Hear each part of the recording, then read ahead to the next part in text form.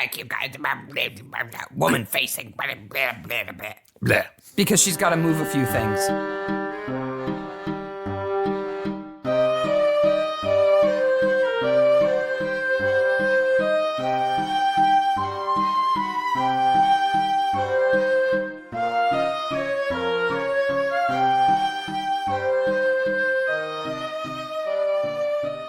Hey, Maniacs. Hey, Midsomer Maniacs. Yeah, Midsomer. Midsomer Maniacs is a Comedy recap podcast dedicated to the ITV series Midsomer Murders. Each week, we go through an episode of the show, including the murders, the mayhem, and the loonies, and everything else we love. This week, episode 4 of season 23. Dressed to Kill. Oh, it's got Michael Caine. It's so good. It has weird... No. This is the Midsomer version of Dressed to Kill. Okay. Not the movie. That movie had an abnormal effect on my young boy's sexuality. Okay, let's not talk about that. Anyway, do you know where Dressed to Kill comes from? No, I have no idea where Dressed to Kill comes from. Well, according to the OED, the Oxford English Dictionary, excellent. The first use of Dressed to Kill was in 1818, and it was John Keats. Oh, Keats. Yeah. Cool. Warning, this is a spoiler podcast, so we're going to tell you who the killer is right away. And in fact, this week we're going to tell you when we knew who the killer was. And if you let your kids go to drag shows, they should be able to listen to the podcast. Absolutely. I love this. I really like this episode. Again, we need to get this out of the way at the top. We're not discussing drag. We're not discussing wokeness. We're not discussing any of that. We think this is a fantastic episode and is awesome that Midsomer did it. Yep. If you didn't like it, don't listen. Because we're very pro this episode. Yep. As we are with all Midsomer episodes. Before we begin, we just had a comment on YouTube I want to point out from Nocturnal Druid, who has to be one of our longest listeners. Yes. Who mentioned last week we covered festivals, midsummer festivals and fertility festivals and things like that. And he has a hilarious comment on YouTube. Very well informed, too. Yes. About the inaccuracies of some of the imagery related to the Midsummer Eve festival. He is a well-informed Nocturnal Druid. Absolutely. So if you want to know more facts about that, please do go read that comment on last week's episode. While you're at YouTube. Subscribe, please. It might take some time to subscribe. Because we are literally a car full of people away from 1,000. Okay, we are in Elverton cum Latterly. Yes. I have no idea what that means. That is the weirdest name. And did you notice outside of the pub? First of all, the pub is way off the road. It's a weird pub. It's at like a dead end, it looks like. And there's a sign that says Ams Hill Room. Yeah. So they have a function room that has an outside door. Yeah. Right? Then they have the pub, which is the King's Arms. Yep. Then they have an inn, too, because they've got rooms for rent upstairs. And a theater. Yeah, and like a club. And a kitchen. There's a lot in there. Yeah, it's a big building. It is It's a nice building. It is. But I could not find an Alms Hill Room anywhere in the UK. I have it as Amshell. Maybe I spelled it wrong. Anyway. Lois pulls up and she's grumpy. Oh, man, that's Lois's only job is to be grumpy. She's angry at the drag queen extravaganza. She also runs the world's smallest dry cleaner. Mm-hmm. I don't even know how I don't think I could do our laundry in that place. Never mind, run a business doing laundry in that place. I don't think there's a washer and dryer in it. No.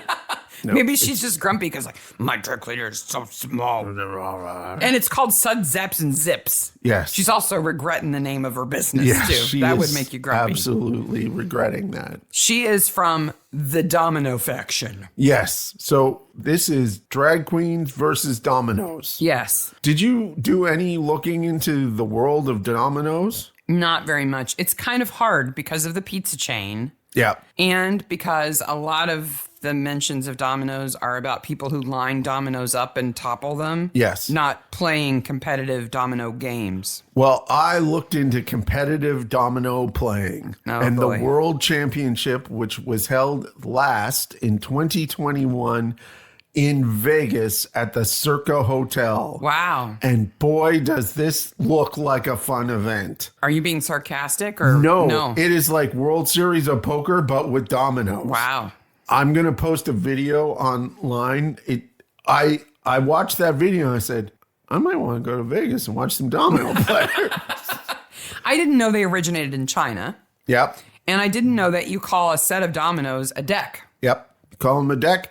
And there are like world-known, famous players of this. And what I like about this, like World Series of Poker, is I think I saw a bunch of people on stage and either half or close to half were women. In a way, it's a diverse sporting event-ish type thing. That's good. Yeah. So Malik and Evelyn are rehearsing their routine, and Lois comes in for the sole purpose of whinging at them. I don't like you guys. Woman facing. Because she's got to move a few things. Yes. Oh no, I had to move a boa and a dress. Like, you just know in Midsomer, if you are that grumpy person who storms in and ruins somebody else's fun, you're about to die. Yeah, That's really, just how it is. Really. It's a rule of life. Yeah. Don't be that grumpy person. Don't be that person. Because you will get murdered if you're in Midsomer. I'll tell you who's not a grumpy person is Nigel. I love Nigel. Yes. I even love his mother, Norinda. Nigel is fantastic in this episode. He is played by Nigel Lindsay. So it was easy to remember his name. Who has been in everything. Including season 6, episode 3, Painted in Blood, where he plays a dirty DS. Yes, I remember that episode, and he's been in The Bill. That's a that's a little. If you listen to the listener survey results episode, you get that joke. Yep, there's a little joke for you. Yeah, Lois. The power in this building is a plot device. Yeah, it goes out at convenient times. The lights and the power in this episode and the outside all have problems. There's a lot of day for night here. Yeah, where they film during the day and then they apply some kind of filter to make it look darker than it is, but it's not really convincing. Yep. So the power being out is the only reason why we can accept the fact that the kitchen is so darn dark when Lois goes in there. Like, it is dark except for the bug zapper in the corner that just keeps going off. I have a note that says, why is the kitchen sparking? Yeah. That's bad. And why is there no one in there? If it's a pub, they would do meals. You'd think that they would want to do food service before the events for the evening. One crazy woman, Jill, Gajil, runs the whole place. Runs the entire place while keeping her son hostage. I'm also going to say, I know you did the kind of like little disclaimer about the drag thing. I'm also going to do a little disclaimer that the way Jill behaves to her son is not Munchausen by proxy. No, it's not. It's just terrible. She's selfish, greedy, self-centered, and a horrible parent. All of those things. She is not mentally ill. Nope. In that way. She might be mentally ill in other ways, but not in that way. But I love also, there's very few things I like about Gajil and Rocco. Why did you name your child Rocco? He is the least Rocco ever. Yes, he is. Anyway, the actress is deaf. Yes. And they do not make a single mention of it. And I love that fact. Her name is Sophie Stone. And she's been in a previous Midsomer, season 15, episode 5, The Sicilian Defense, where she played a lip-reading translator. Yes. She read lips on a CCTV recording. But in this, she's a deaf woman, and that's not even mentioned. And I think that's fantastic. Though she is the most horrible person on earth. Yeah, the character is very, very bad. Yes. Oh, we have to talk about my revelation about how horrible she is.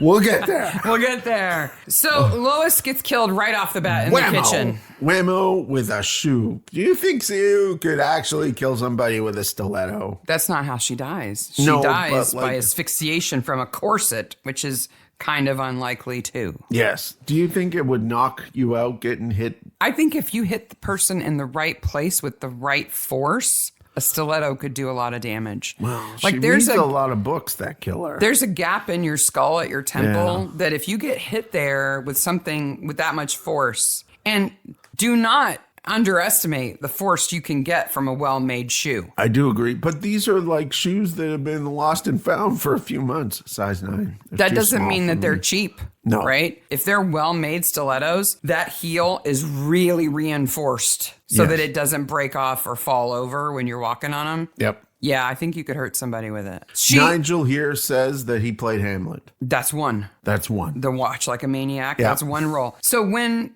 Lois goes in the kitchen, she sees a feather boa. Mm-hmm. Right? Oh, those drag queens.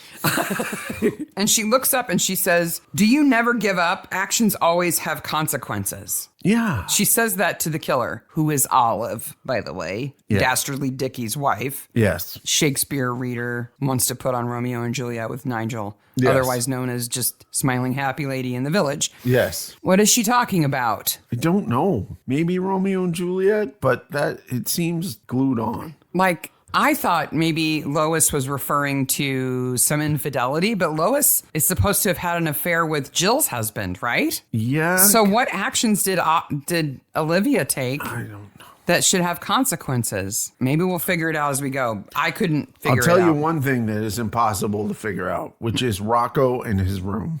Yeah. It's like, here are some flyers. Tape them up. I'm really into soccer, martial arts, and tennis, and space holidays. Yeah.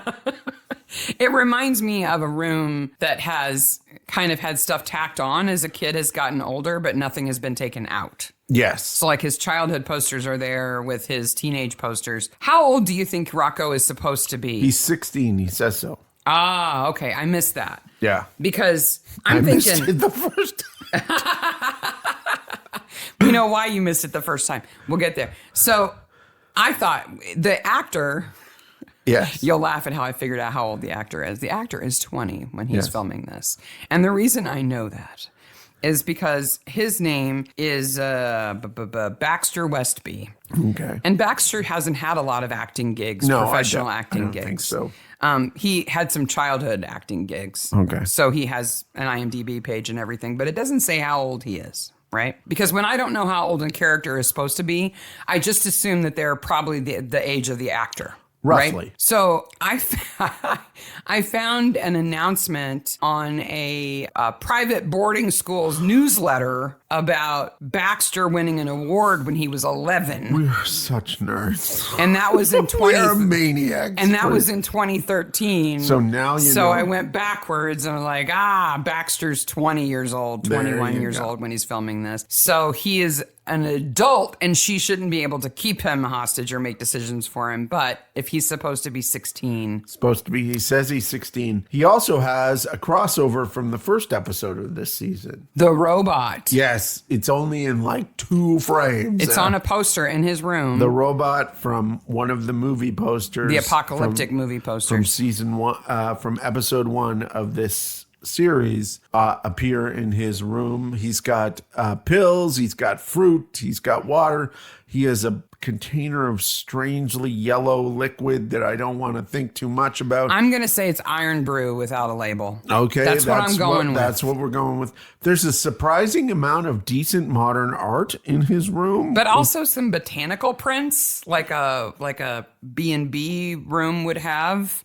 Yes, and a strange American flag that has no stripes. It's kind of inverted, sort yeah, of. it's weirdly inverted, which was one of the Watch Like a Maniacs thing. And a pair of Beats headphones. Yeah, because, when you're locked in your room all day, you should at least have good headphones. Yeah, exactly. I feel so sorry for him all the time. Yeah. But I feel sorry for him, but he's so unbelievably whiny, too. Well, wouldn't you be if you were 16 and your mom reversed the doorknob on your room to lock you in all the time? Doors don't Where work does he like pee? I don't know. Well, He doesn't have an ensuite that we No. can see. Does he have to hold it while his mom's working? It's like, gosh. she has to do everything in the pub. I hadn't thought about that. Oh, He doesn't even have a bathroom. When the cops come to look at the body, Yes. Fleur reveals yet another awesome thing about her. because Fleur's awesome. That she was once half of a drag act. Yes. Ava Heartburn. Yes, Ava Hartburn with the Chief Healthcare Administrator for Scotland. Morgan Donor. Would you like to know who the Chief medical officer for Scotland. I'm guessing it's not Morgan Donor. No, it's a woman named Carolyn Lamb. She is the chief executive of NHS Scotland and the Director General of Scottish Government Health and Social Care Directorates, which I think is awesome. She's a young woman. But she's not doing drag. No. Well, she may do drag. I think that it would be fantastic if she did, but she is not Colin. So supposedly Rocco has leukemia, and the drag show is a fundraiser so that he can go to Florida for special treatment. The exotic locale. Florida. Florida. For special leukemia treatment. So they're raising money for him. Yeah. Though he's barely even allowed to go to the show. And then we're introduced to the Dents. Mm-hmm. Dickie and his killer wife. Olivia. Dickie gets on my nerves from the first moment we see him to the end of the episode. I'm sure that Ace Bataille is a very nice man, but he plays this character, because we've seen him in other shows with this character, perfectly. Yes. He was in season 15, episode 3, Written in the Stars. Yes, he was. He played an arrogant astronomer who was having an affair. I know, it's a reach, isn't it? I'm sure he's a very nice man as a human being, but he plays this character perfectly. And the fact that he takes Dickie on as a moniker and wears it proudly, he puts it on his sign. When they call him Richard, he says, I prefer Dickie. I prefer Dickie. And kind of looks at the camera and smirks. Like, get it? Get it? I love when they're checking his alibi and they say, he says that he was out running. And they ask Olivia, is that accurate? And she says, well, he came back hot and sweaty. Yeah. Like she knows exactly what's going on. Yeah. She knows exactly what's going on. And she even kind of scares him by saying, I know where you were last night. And he's like, oh, you do? Out riding your bike, right? Yeah. But she's also like judgy on her hobbies. And I gotta say, I'm a little sensitive about that, because I have like really weird hobbies, and Sarah supports my hobbies 100%. Absolutely. But I get like nervous about spending money or time on my hobbies because they're kind of my thing. And so I really didn't like that. It kind of triggered me a lot. Oh, you got a bicycle. You riding your bicycle. You went running. Then we have another scene with Nigel in the bar, which is fantastic. Nigel is just fun. Feds. Yeah, he's just fun. He quotes Shakespeare a little bit too much. So I learned something here. So on the taps is a new fake brewery, which is the Red Admiral Brewery, which is nothing to do with seafaring bosses. No, it's butterflies. It's butterflies. It's a beautiful label. And if you watch closely, you can see how they're connected to the taps. Like zip ties, aren't they? No, it's like a little plastic thing that you push onto it. Like a clip? It's like a clip. I think that's actually how they are attached to them. I so want one of these so badly. I don't have designers, taps. Whoever made it. Yeah. I don't have taps. I don't have brew taps of any kind, but I really like that Red Admiral one is so beautifully designed. It is. It's very well done. So with Nigel here is Ophelia Crotchet, which is the stage name of Malik Payne. Which is also another great name. Yes. And with that is her roommate, which is Flirty McFlirty Pants. Evelyn. Yes. Played by Tessie Orange Turner. And what I love is we say, I love that. I love this. I love that so much. What is great is how Nigel says, this is a gay man, this is a cisgendered woman, and I'm whatever I am. Yeah. And I love that. Well, and Nigel was apparently a big actor, but was kicked, literally banned from the West End. Like, what did he do? Like, there's a group that says, Nigel, you're no longer allowed in the West End. This entire end of London rejects you. Yes. I'm guessing maybe it was some drinking, maybe? Mother needs a pint. Yeah. Maybe the best line of the show. She gets shirty if I don't get it to her when she wants it. When Narinda shows up. I want a Nigel and Narinda show. Yes. Though somebody on IMDb already did the math for us. The actors are only 15 years apart. Yeah. They don't quite fool me as mother and son. I mean, if they were husband and wife, I could believe it. I would buy it age-wise. But setting that aside, they have an awesome relationship. They do. It's like, that's my boy. And she plays kind of like, I'm a red herring for a little bit, but no. And she's not. She's played by Nicola McAuliffe. Yes. Who has been acting for a while. Yes. But my favorite role from all of the roles that she's played. Okay. She was in Tomorrow Never Dies, which is a Pierce Brosnan James Bond movie. I've seen it. Do you want to guess what role she played? Just a rough kind of role that she played? No idea. She plays the voice of his car. Oh. That's fantastic. Which I can completely buy her doing. Now I want to watch it again just to hear she's the voice of his BMW. He's not driving an Aston Martin in that movie. It's a BMW. I could just, but as Narinda, that's the voice I want. You know, like, where are my whitey tidies, Pierce? Oh, that's fantastic. Whitey, tidy whiteys. We've got the domino tournament that's supposed to be happening at the same time as the drag tournament. Yes. And though they keep talking about like the seeding of the tournament and who gets to play who and everything, there seems to be only, 3 teams? Yes. The Bone Shufflers, Spotted Dicks. Guess whose team that is? Dickies! Yeah. And the Shufflers. The Bone Shufflers. Yeah, the Bone Shufflers. Narinda says after she hears that Lois is dead, she says, I was going to have it out with her about the seeding of the tournament. And Nigel says, but she's dead. And Narinda says, any excuse for that woman. Yeah, that's fantastic. She died just to irritate me. So there's a discussion of drag theory, basically, between Flirty McFlirty Pants and Winter. And Winter. By the way, at least 2 people said in the survey that I need to say Winter. Yeah, because you always had an S on it. Yep. So, which is great. I think that is a great introduction for people that's not heavy-handed. Well, they use the fact that Evelyn is she's a typical woman, a cis woman, but she does drag, right? Which people will go, huh? And they use that as a way to provide just a little bit of background on drag so that if you're not familiar with it, you get a little information so you can understand. I got to tell you, if you have questions about drag, ask a drag queen because they'll tell you. Oh, yeah. They are some of the nicest people I've ever Incredibly fun. Yeah. Incredibly fun. And then there's a disturbing comment about Winter's buttocks being like coconuts. Coconuts are hairy and hard. Yeah, so you don't think that's a compliment? I do not want buttocks that are hairy and hard.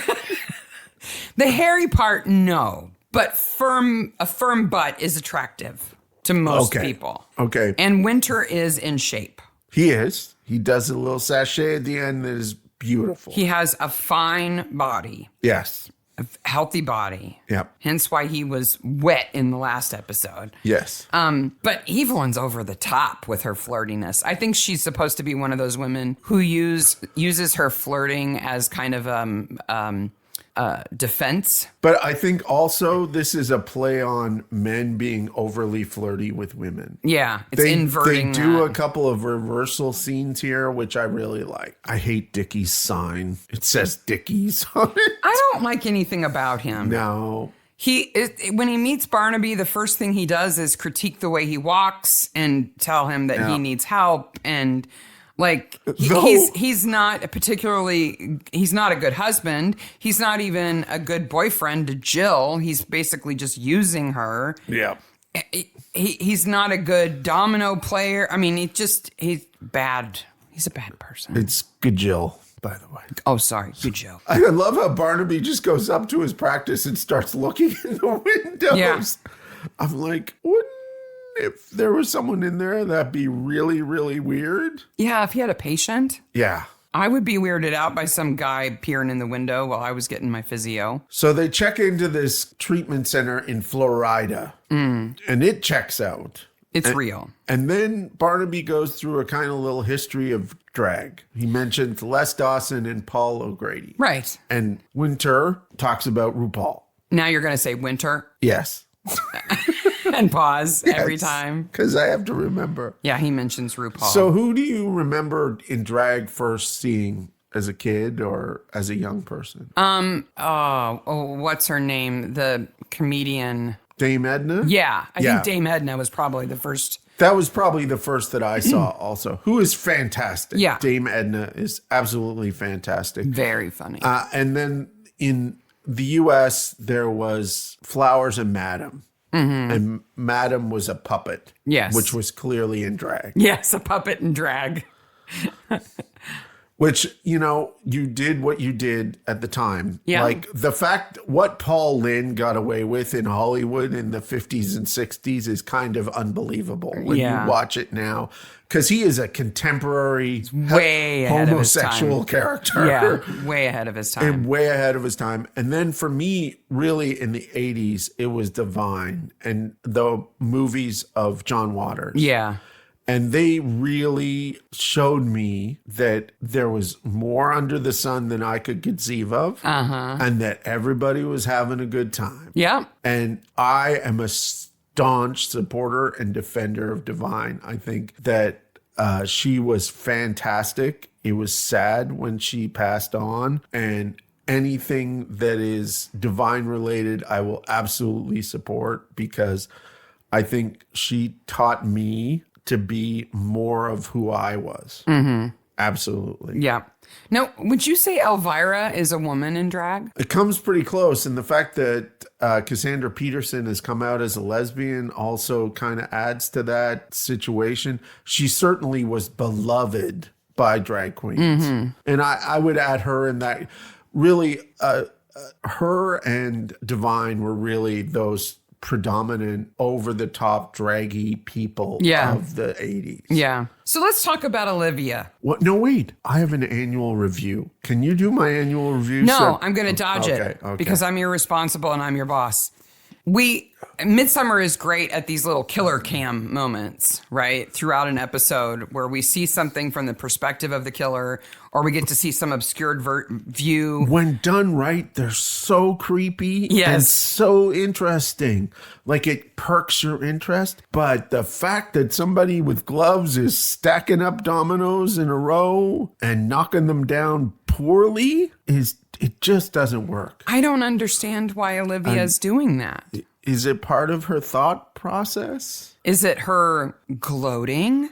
Like, I set him up and I knock him down. Maybe.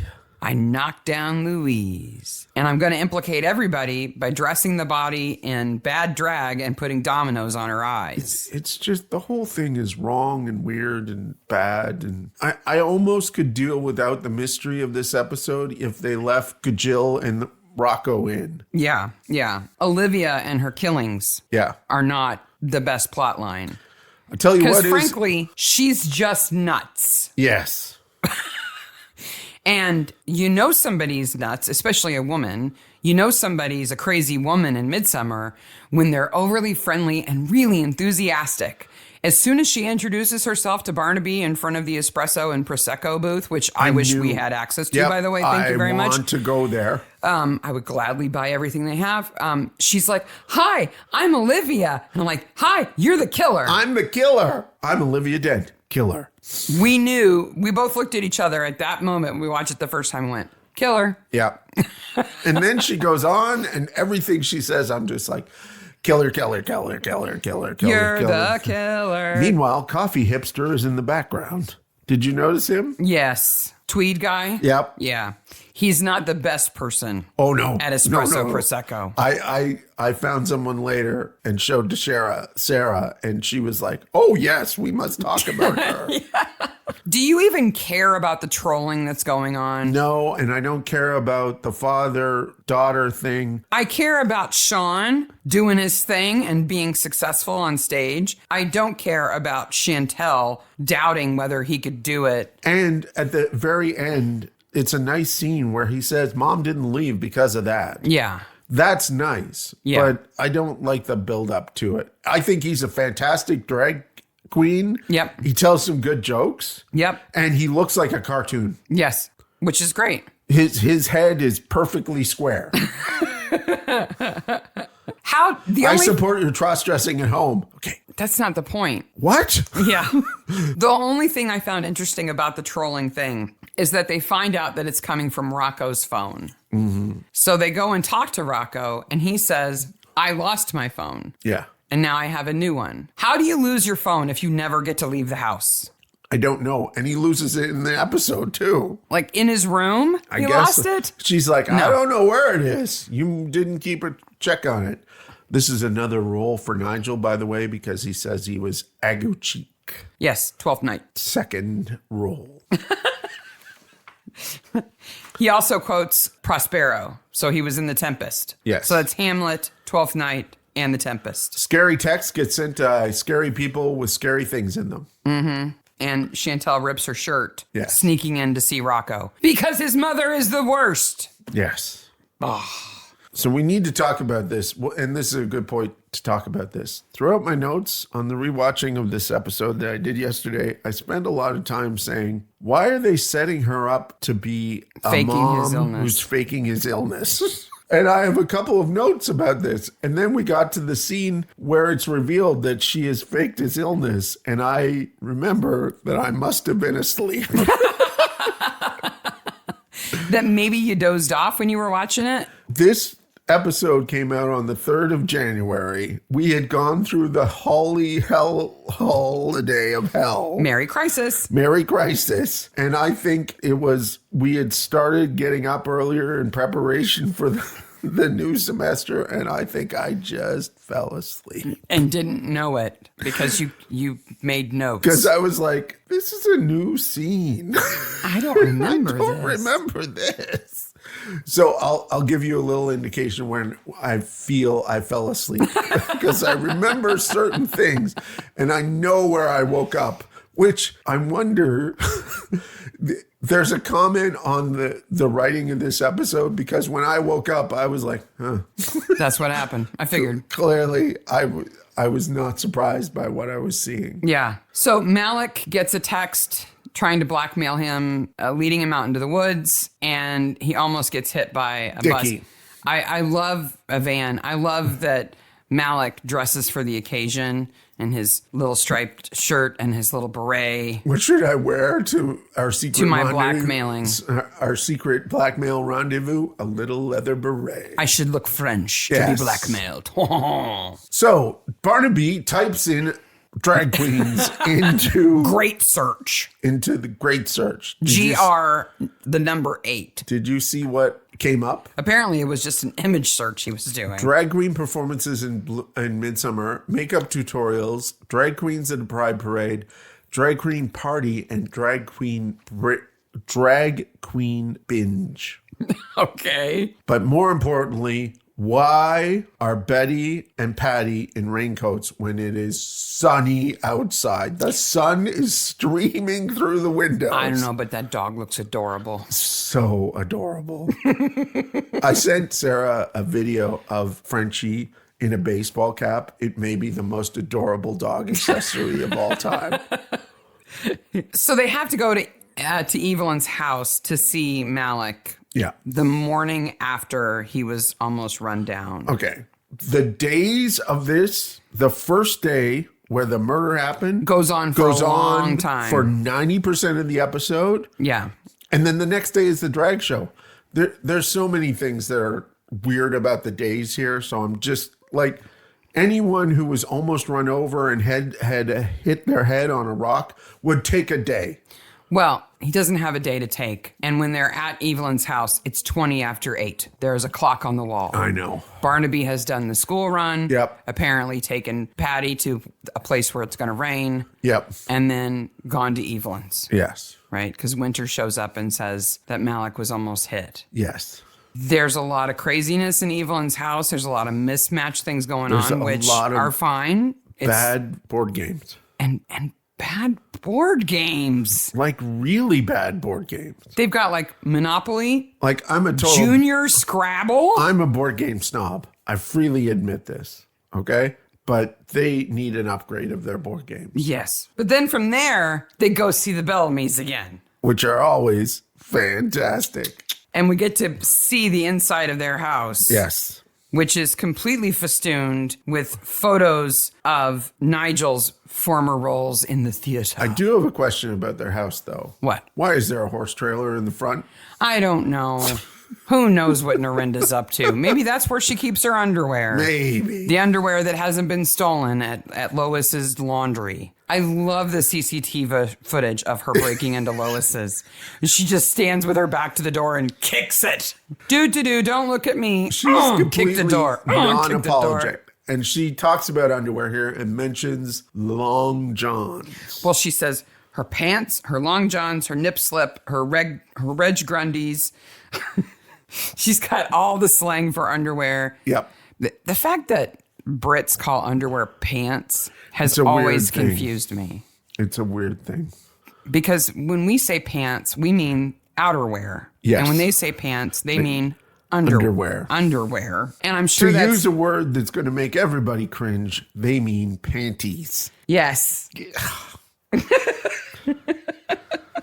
Do you know why she calls them Reg Grundies? No. That's a play on Undies. an Australian, an Australian broadcaster whose name is Reginald Grundy. Oh, okay. So some people call him Reggies Okay. or Grundies Okay. or Reg Grundies, like she does. Knickers, kecks, skivvies, Yep. smalls. My favorite thing I learned today, though, about underwear slang Yeah. is singlet. Do you know what a singlet is? Isn't that like a whole piece of underwear that you wear that's like a shirt and a bottom? Like a wrestler wears? Yeah. Yeah, that's one kind of singlet. But in a lot of places in the world, a singlet is a man's tank top, an undershirt. But do you know why it's called a singlet? No. It's because it's made out of a single layer of fabric. Oh. Because there is such a thing as a doublet. Oh, that makes sense. Yes, doublet, like what Elizabethan men wore, made out of 2 layers of fabric. Which went over top of their singlet. Yes, so you put on your singlet and then you wear your doublet over it. And then you're triple dressed. Now you know. I could not find out why it's called a tank top, why we refer to those as tank tops, unless it's a military thing. Maybe. Because maybe they wore them in tanks because they're hot. Maybe. We see another role here of Hamlet, which we have a picture of. So we've got Hamlet, Twelfth Night, The Tempest. We know Romeo and Juliet because Olivia wants to reprise that. Yep. The most surprising one that I saw in the house was Lawrence of Arabia. Lawrence of Arabia, and there's also a Man from La Mancha. There's a Oh, I missed that one. yeah. There's a Don Quixote. He has the big mustache and everything. Well, Nigel clearly had fun in those photo shoots, though. There is one shot of him holding the skull as Hamlet, whereas he's got it next to him going, like with the skull. I got a shot of it. I We'll put gotta it in think that Nigel has fun with every single Yes. thing he does. It's great. When Narinda takes her laundry to Suds, Zips, and Zaps, Yep. every time she gets it back, some of her underwear is missing. Why is it missing? Because Evelyn has been stealing it yeah. to take the elastic off of it to put in her drag dress. Yes. Why? Can't you just buy some elastic? Yeah. It's Why would you want to take elastic off of an old lady's dirty underwear when you could just buy some elastic? plus That's upcycling gone wrong. yeah. That's really bad. No way. I gotta say, for a few months when I lived in Toronto, just before I moved out, I had my laundry done on a regular basis. It was quite nice. They picked it up outside the house and they brought it back in the morning and the next day. Did they fold your underwear? They folded my underwear. All I had to do was put it away. It was quite nice. That is nice. I didn't have a washer and dryer, so it's not like I You're just being lazy. was being lazy. I didn't have a washer and dryer. Free Prosecco to the Green Punk. Mm-hmm. It's a couple of so this is the night of the drag event. Yes. It's a windy night. Malik's walk is iconic. Yep. The way he puts his hands behind his back and swishes them back and forth as he walks. I can't even do it. I tried to do the Malik walk. But after he gives Winter the bucket and says, can you raise some money tonight, and walks away, he's got a strut that doesn't stop. Nope. It's impressive. And a big old pink wig. I love that wig. But I got to tell you, I'm enamored by everything else in that scene. I know. She looks beautiful. Yes. She absolutely looks beautiful. But first of all, who's that other woman handing out the Prosecco? Just a helper. Just a helper? Yeah. Then Dickie shows up with his backup band, the white guys. Dickie and the white guys. But I know it's Windy because... Oh my gosh, this poor background artist. There's a table there with two people sitting at it under an umbrella. They're just background players. And she has a beautiful rainbow dress on. Yeah, colorful sundress. And she's holding a pamphlet. Which gets blown right into her face.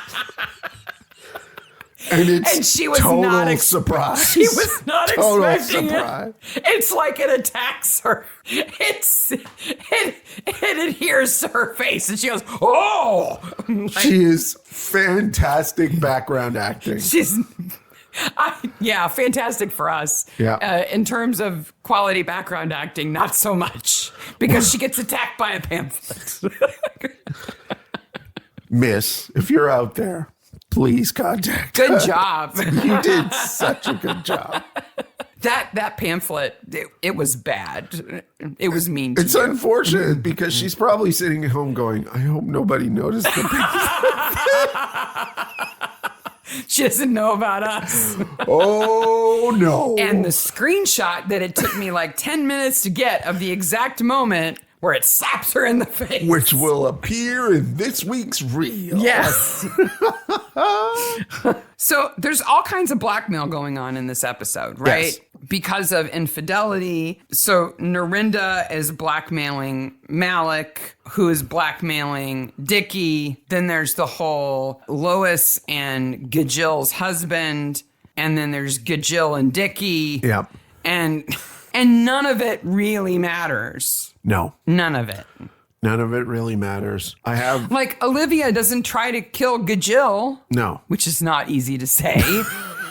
For sleeping with her husband. She doesn't kill Gajil. She doesn't kill Gajil. She wants to kill people who are going to take Nigel away. So she kills Evelyn because Evelyn's dad is a big producer and has agreed to fund a production of Romeo and Juliet with Nigel in it. Yeah. It's like, why aren't you upset at the people you should be upset with? Yeah. Like, why are you being so nice to Dickie when he's the worst person in your life? And you're like, whatever, I don't care about that. I'm going to kill this woman who has an underwear dress. She should be killing Dickie first. Is Evelyn's dress eels or snakes? Eels. They say eels. Oh, so they're electric eels. They're Undy eels is what they are then. Electric Undy Undy eels. Yes. Which is the name of the episode. Like, they're knicker eels. Yes. So the whole drag show happens and it's fantastic, especially the song in which Malik sings. It's an original song. Yep. And she's actually singing it. Just great. And then in the middle of it, because the Dominoes is on, you think the Dominoes and the drag show is separate, but no. No, Nigel's going back and forth, which is my favorite scene in the episode. When he runs upstairs or wherever next door, still dressed in full drag, turns the chair around, straddles it, plays dominoes after a big swig of beer. What that scene in that pub reminded me of, so this is the weird world of Sarah and Mark. We watched a documentary. It wasn't a long documentary. It was about 20 minutes on the world's best tiddlywinks player. Yes, tiddlywinks. You're right. You're right. Who took tiddlywinks really Oh my gosh, so seriously. seriously. I'll put a link in the show notes to that YouTube video of the world's tiddlywink championship, but it kind of feels like this domino night. Yes, yes. That's my boy. The song that Malik sings, by the way, is All I Wanted Was a Man Called You. Yes. And Winter has such a good sense of humor about it. Winter gets pushed outside because he's trying to find out on the phone about Malik. Yeah. And I've created a new term. My term is mystery foul. Okay. If you go, if a plot point turns on cell phone or cell reception or not being able to hear you on a cell phone, it is now a mystery foul. You call foul on that. Yeah. I agree with that. It along with last week, our discussion of, I went for a long walk to think about things by myself. That is also mystery foul. He finds out that Malik has been withholding some information about why he left London. Yep. But we also find out that the clinic in Florida has never heard of Rocco. Yes. Something is To which foul. I was like, see? Did you think you were being real smart at that point when you were rewatching it? Rocco takes 2 medications. Yeah. Barnaby picks the bottles up. Yep. Dapsone and levodopa. Did you look them up? Yep. So Dapsone is to treat Hansen's disease, which is leprosy. Yeah. And levodopa is for Parkinson's Yeah. Not anemia, which his mother says he has. due to leukemia. I don't think he even has anemia. No, I don't think there's anything wrong with him. Wait a minute, there's another scene? Except he's taking medications. Did I fall asleep again? He's taking medications that he shouldn't be taking. Yes. Now, I looked into these medicines to make sure they were real. They are real medications. And I wanted to see if they would actually make Rocco feel the way he seems to be feeling. He's weak, he's dizzy, he's pale. I have a note that says Bubble Rocco gets winded. Because he's Bubble Boy. Because he's Bubble Boy. One of the common, but often not often discussed side effects. So it's a common side effect, but people don't talk about it, of levodopa is hypersexuality. Oh, so maybe that's why the girlfriend was coming in through the window. That would change the episode, wouldn't it? Well, gee, Gajil, maybe you shouldn't be giving him that medicine. Maybe she's taking it in Dickie's van. Yeah. Where is she getting those medications? I don't know. Dickie's dick van. The van that he bought just to run over Malik. It's Dickie's death van is what it is. There's some problems here. I was going to fix it up as a hobby. Yeah. What? What? Were you going to do physio in a van now? Dickie's physio death van? He claims that he was planning on going to Florida too, but not. No, I don't think he was ever going to Florida. I don't think so either. The fact that Gajil never let Rocco talk to the doctor or hear the doctor talk about his case, I mean, that's suspicious. But what really drives it home is when he collapses and she won't let the ambulance take him. Yes. That is so sus. I remember that scene, and I remember going to Nigel's house with his mom, where his mom sticks up for him because he's scared of. She's like, you're better than this. You could do more than backroom shows. And he's like, no. And now we've reached the point where Mark clearly is asleep. Because I don't remember anything else in this episode until has a knife against Nigel in the woods. Olivia and Nigel are in the woods. And I'm like, oh, yeah. Yeah. You missed some stuff on your first watch. So then. these scenes were kind of new to me. Yeah. So Gajil gets confronted and arrested, as she should. Yes. Now there's nobody to run the pub, event room, I club, have a note that restaurant, says, kitchen. who is running inn. the pub now? Poor Rocco's like, I'm going to stop taking this medicine, become incredibly well right overnight, and I'll run everything. More creepy dominoes. We skipped one thing that was in our Watch Like a Maniac, which was the name for underwear that Narendra mentions that isn't rhyming slang, unlike the other things, which are long johns. Yes. And the question was about who made them, and they were manufactured in Derbyshire, England, at John Smedley's mill in Maddock. Yep. But they're actually not named after John Smedley. Oh, they're not? No, they're named after a heavyweight boxer at the time called John L. Sullivan. Oh. And he wore a singlet Okay. that everybody said, oh, that's a long john. Oh, okay. And so when they started to make the long underwear, they called them long johns. Excellent. That's where it comes from. Creepy domino lady gets a knife. This scene bothers me. She's like, I'm going to kill you because I like you and I want to do Romeo and Juliet. And you want to do drag and then he's like, shall I compare these to A Summer's Day? And she's like, what? She's completely Looney McToon. All he has to do is quote Shakespeare, and she's like, what? I love how she goes, you flirted with me. And he says, I flirt with everybody. Yes. He is Nigel to the end. Shakespeare saves everybody. Yeah. And the scene. And I have and scene. Yeah. Because it kind of ends abruptly. Yeah, as soon as they disarm her, it's like, and all the other stuff happens. Anyway, later at the pub in the beer garden, Malik and Nigel are talking. There's a really lovely scene there. There's a lovely moment where he says, essentially, I'm straight, but it means that he's open to some sort of relationship with her, friendship with benefits or something beyond. It doesn't matter. He's with her. They're going to be friends. Yeah. And they got each other's backs. They do. Which is what's most important. And that gives him the strength to return to his community. I got a chuckle out of Winter and Barnaby walking in and waving, and Malik and Nigel going, oh, hi. And then they realize they're waving at Sarah and Fleur behind them. That's totally nice. Yeah, that kind of thing happens in real life. And apparently Winter got a review, though it doesn't sound like it was a very useful one. No, I don't think so. My last note is, who's running the pub? It's that girl who was serving Prosecco. She's in charge of the whole place. Okay, she's in charge of the whole place. Yeah. So Ophelia has a somewhat okay. Ophelia Crotchet is a somewhat okay drag name. Yes. But most drag stars have over-the-top amazing names. So and we had some names in the mini for us. Yeah, but I wanted to find a few examples.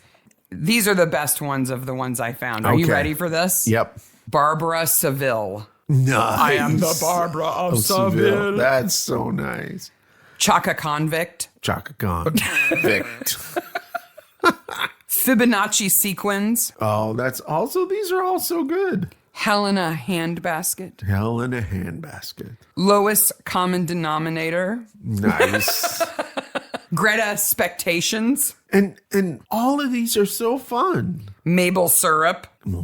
I like Mabel. Marcia de Penguins. My favorite one, though, Karen from Finance. Karen from Finance. Right on, Karen. I don't know. Fibonacci Sequins comes up a close second. It's pretty good. So, Best Corpse. Best Corpse, we got two. We have the poorly dressed, dominoes over her eyes, shoes still in her temple, Lois. And Evelyn in her underwear eel dress impaled on the light fixture. I just think the Evelyn one is better to look at. I got to give it to Evelyn because she's upright. Yeah. And it's supposed to look like she's got light bulbs protruding through her. Yeah. And her dress is still lit up. Yeah. Yeah, I give it to Evelyn. But how it happened, there's a lot of hand waving there. You don't really know. The lights go out and then she's dead. Yeah. Right? Oh, wait a minute. My cell phone's not working. Mystery foul. After the credits. A segment that you guys love, apparently. Gajill's going to Gajail. Gajill is going to Gajail. Yeah. Because not only has she taken money for a charity that isn't real, right? That's fraud. Yeah. She's clearly got medication she has no right to have. She's mistreated her child. Yeah. Which is against the law, too. Well, she's going to lose him. Yeah. I have to think even at 16, he's going into care for a couple of years. And he's probably going to be relieved. Yeah. And he gets to get out of his room. And go to the bathroom. Mm-hmm. I can go pee anytime I want and not pee in this bottle anymore. So who knows who's going to run the pub? Dickie lost a girlfriend and a wife, and I don't think he's upset about either. Nah, I think he's like, come on, white guys, let's go to a bar and find some chickie babes. Yeah, I'm going to ride my bike. Nigel and Narinda are going to keep on having fun. Yep, and his mom. I don't think Narinda's going to go to jail because she broke into the business owned by a dead woman. Yeah, I don't think so either. The dead woman is not there to press charges. I don't know who's going to take over Sips, Zaps, Zibs, or whatever it's called. I think Malik's going to join in that crazy menagerie and take care of things. Mm-hmm. Malik is played by Felix Kai, who I got really curious about because I've never seen him in anything else. And I just think he's so talented. He's a great singer, does the drag really well. Fantastic and he's a good actor. In this episode. I looked at all of his Instagram and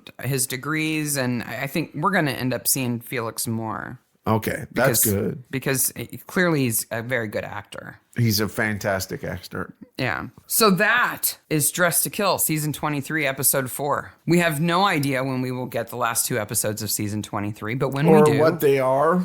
No, but when we do, Midsomer Maniacs will be back to cover them. And we will cover them in the same way. We'll do minis on the episodes and then cover them as full episodes. But in the meantime, starting the 20th of February, we will be covering season 1 of Murdoch Mysteries. Yeah, just the first season. Yep. We're not going all Murdoch all the time or anything like that. But we're going to have lots of fun with it. And should Midsummer Mysteries come out while we're doing that, we'll pause Murdoch. Midsummer always takes precedent. Midsummer will always be at the top of our list. Yes. And you guys seem to think that that's the way to do it. Yeah. Thank you so much again for filling out the survey. I cannot believe the response we got in terms of how many surveys went out, and the love that we got was just fantastic. It was really touching. And it's mutual. Yes, Maniacs. absolutely. We love you, and you can find us, Mystery Maniacs, on Facebook, Twitter, Instagram, and email, as well as that YouTube thing. Please, If you haven't already. please shut me up. I'm tired of hearing about it now. Everything's going to continue on the way it was. Yeah. Everybody seems to like it the way it is and really likes the reels. So we'll continue those reels on Instagram. Yeah. And YouTube. With the screenshots so that you can get with a reminder. Murdoch too. Yeah, we'll do them there absolutely too. Can't think of anything else. We'll be back on. Don't fall asleep while you're watching the episodes. We'll be back in a couple of weeks. Yeah, we're going to take 2 weeks off and we'll be back on February 20th because we need a break. Until then, keep an eye on your underwear so that nobody steals the elastic from them. Though that may explain some of my underwear. Yeah. Maybe somebody's just stealing the elastic. Don't call them pants or panties. Just don't call them. I'm going to call them Grundies from now on. Call them Grundies. Oh. Bye, Maniacs. Bye, Maniacs.